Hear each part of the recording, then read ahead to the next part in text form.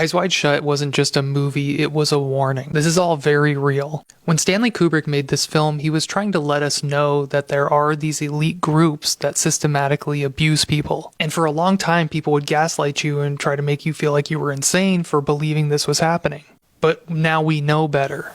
Oh, this is going to be a dark video. We are going down the rabbit hole. We're going to talk about one of my favorite directors of all time, one of the most talented directors, one of the most controversial directors in terms of a conspiracy lens, and that is Stanley Kubrick. Stanley Kubrick has made a lot of influential films, but maybe the most influential film is a film that was kind of overlooked as not one of his best films. In fact, it's a film that a lot of people say is his worst out of his entire catalog, but I actually think it's one of his best films, especially now in today's light, because of the context of the film and what's inside of it. Did Stanley Kubrick know something? Was he trying to send a message to people, ultimately, with his last movie, Eyes Wide Shut? He's a director that's been attached to a lot of conspiracies like the moon landing as well, and there's a lot of clues in his films and little nuggets of information that people can get that might be on purpose or might just be random things that people connect dots to. And with that being said, let's dive into today's video topic. Eyes Wide Shut wasn't just a movie, it was a warning. This is all very real.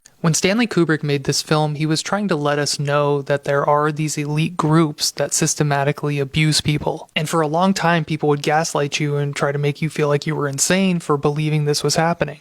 But now we know better. They do have these lavish costume events, and that's why they're praying that you forget about these files, about this island and all of the ones like it. This is what the movie was about. How there are ultra wealthy who are going around and doing whatever they want to do, which is, like we see in the film, trafficking and abusing people. And one of the reasons they were able to get away with this for so long is because they could hide their identities and their connection to this. This is why in the movie they wear masks. It's all about hiding their identities because they fear the repercussions of the things that they're doing. And this is happening on a scale that people could not fathom. Millions of documents just from one ring.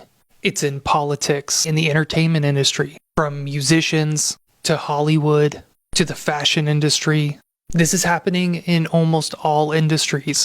These wealthy people have risen up to a position so that they can do the depraved, disgusting, horrible things they want to people, whether it be men, women, or children. And this is happening all around the world. This is what Stanley Kubrick was trying to tell everybody. He was trying to warn us about the monsters who are pulling the strings, and how to take them down. We have to unmask them. But showing how dangerous it is because they're running everything. That's why they're hiding the files. That's why they don't investigate most of these things. That's why when you try to talk about things like this, people call you crazy and tell you it's a movie. And maybe that's why Stanley Kubrick passed after making this film. Have you guys watched this film? If you haven't seen this film yet, I don't want to spoil too much, but it really is an interesting movie to watch, especially in today's day and age with everything we know right now coming out online about the files and everything else and what the elites are actually up to. There's a movie called Eyes Wide Shut, right? It's directed by Stanley Kubrick and it stars Tom Cruise and Nicole Kidman.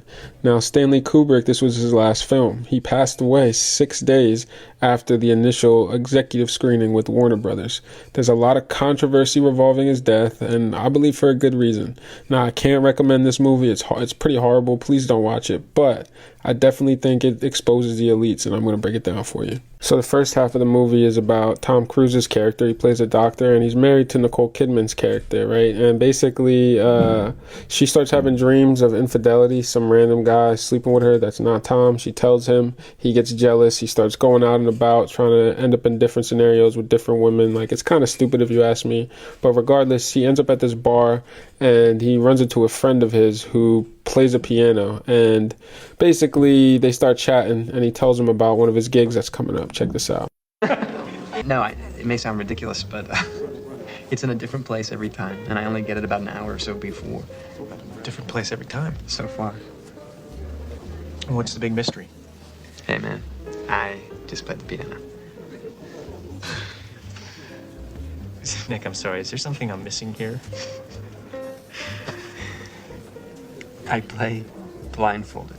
I don't want to spoil too much of the movie, but The movie definitely feels like it's two separate acts. The first act is really about Tom Cruise's character struggling with the infidelity thoughts that his wife is having, and it really is affecting him on a mental state, psychologically, until the second half of the film kind of takes a dark turn, where he realizes that this party that he went to is not only going to change his life potentially, but also become the worst decision he's ever made his entire life. Eyes Wide Shut from 1999 is one of the scariest films I've ever seen because the deeper you look, the more you realize it's based in reality.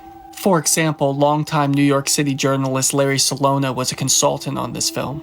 In this film, his name can be spotted in a newspaper clipping during a scene. He's also written about Epstein in the New York Post, as you can see here.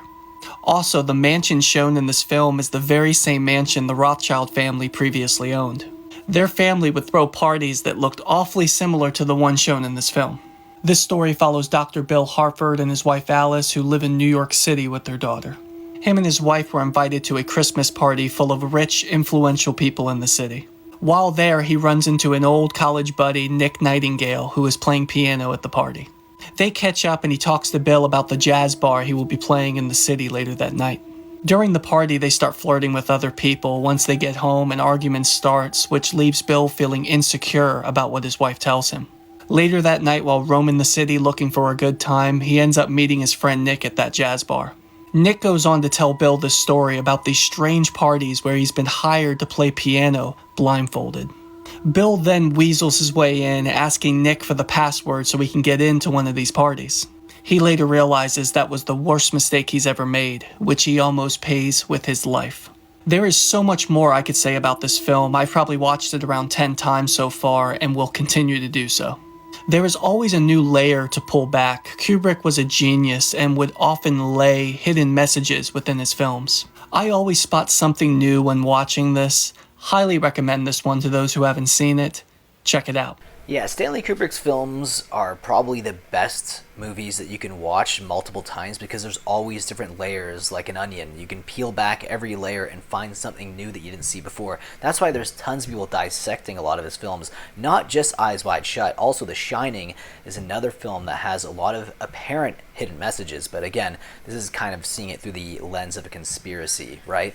But it doesn't negate the fact that he might have been onto something and he might have been warning us with his films, especially his final film, Eyes Wide Shut. Leave your thoughts down below about this video in the comment section. I'll see you guys in the next one. Take care.